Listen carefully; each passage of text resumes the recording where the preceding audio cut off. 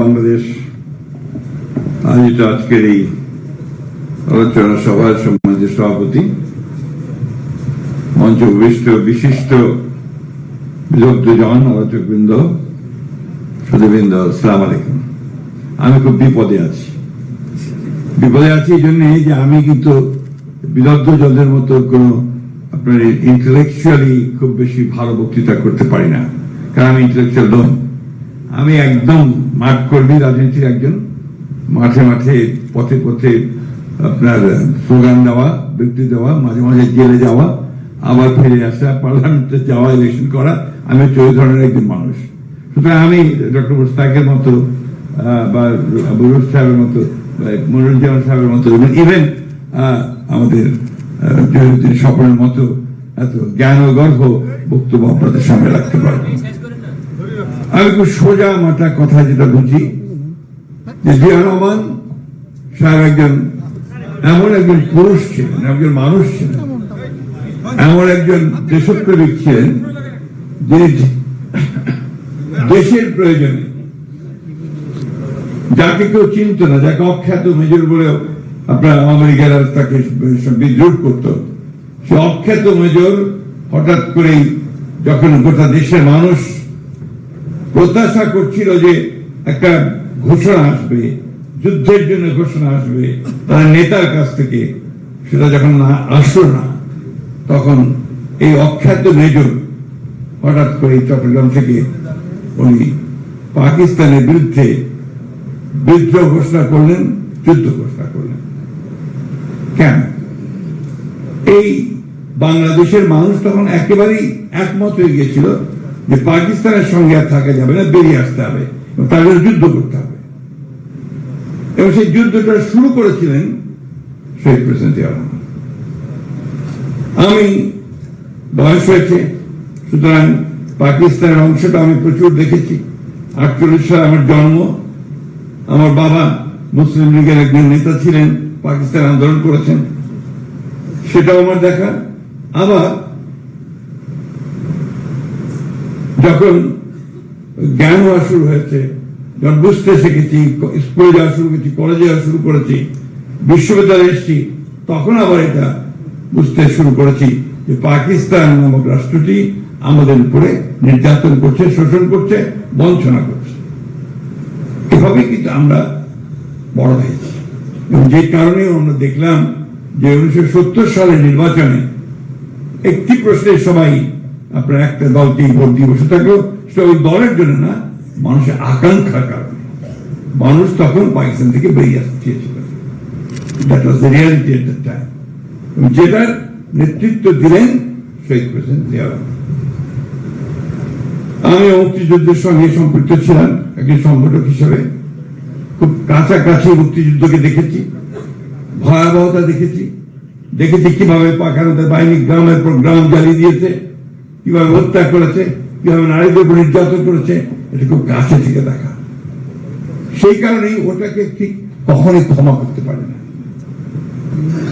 যে কারণে 1971 সালের যুদ্ধ সঙ্গে আর অন্য কোনো কিছুকে মেলাতে পারে না। আর সেই কারণেই শহীদ প্রেসিডেন্ট জিয়া রহমান আমার কাছে একজন অনন্য পুরুষ, ক্ষণজন্মা পুরুষ, যে তিনি মুক্তিযুদ্ধের ঘোষণা দিয়ে যুদ্ধ শুরু করেছিলেন।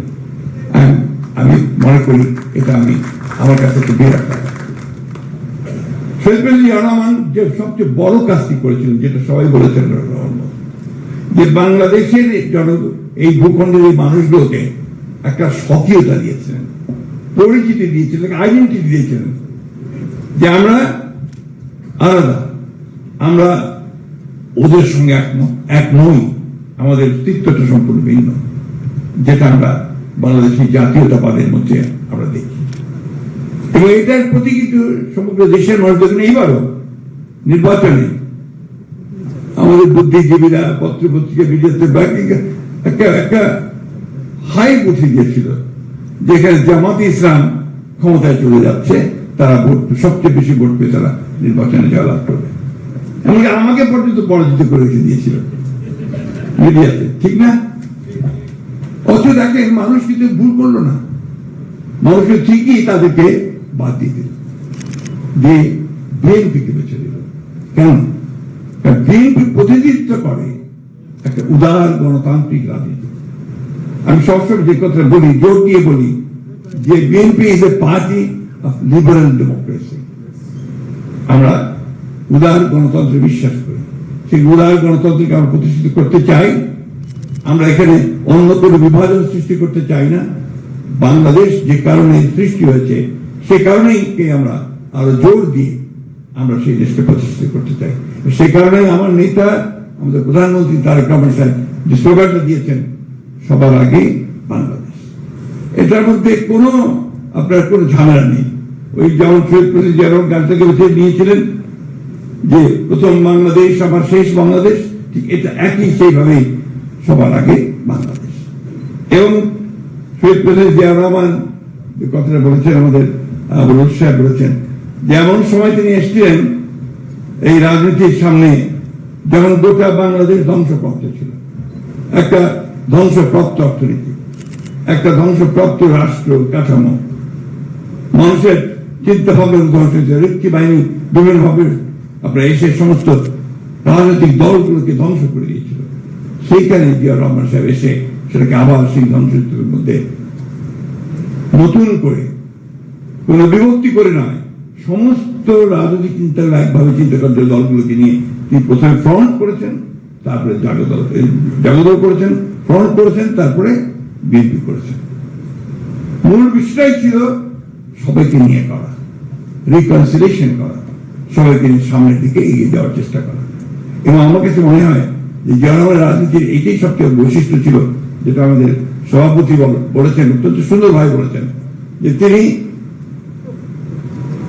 বাংলাদেশকে কারো শত্রু বানাতে চান, তিনি সবার সঙ্গে মিত্রতা সৃষ্টি করার চেষ্টা করেছেন এবং বেশিরভাগ ক্ষেত্রে সফল হয়েছেন এবং সেই সফলতা নিয়ে তিনি সামনের দিকে এগিয়ে গেছেন। শহীদ প্রেসিডেন্ট জিয়া রহমান এত জনপ্রিয় কেন ছিলেন, যে কথা এখানে বলেছেন আমাদের মুরুজ্জামান সাহেব তার বক্তব্য বলেছেন, যে মূল বিষয়টা ছিল যে বাংলাদেশ যেভাবে দেখতে চায় বাংলাদেশকে মানুষ, বাংলাদেশকে যে সমস্ত প্রভাবের বাইরে, আধিপত্যের বাইরে আমরা আমাদের নিজেদের পায়ে নিজেরা দাঁড়াবো, সেই বিষয়টা দেখতে চায় বাংলাদেশের মানুষ।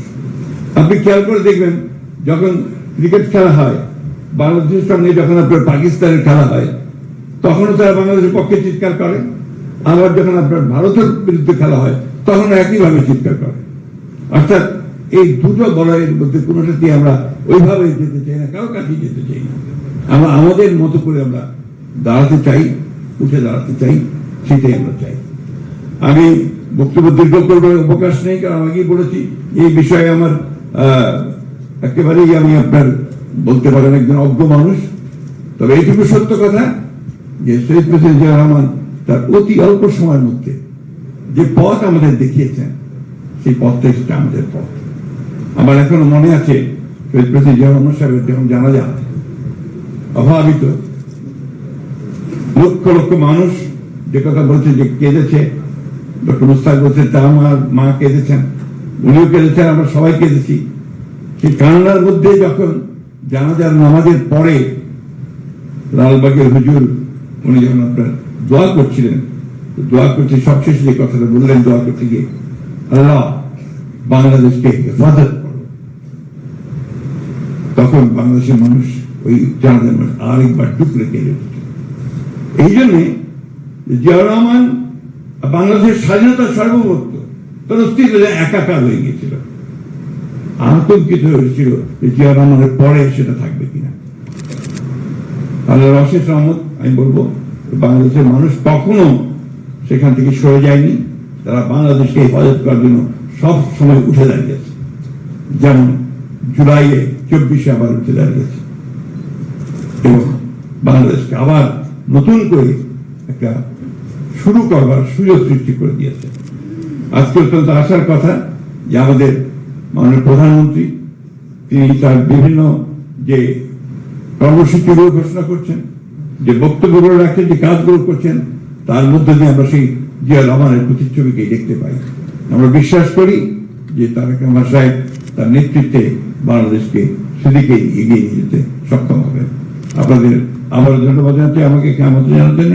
আপনাদের সকলকে ধন্যবাদ। আসসালামু আলাইকুম।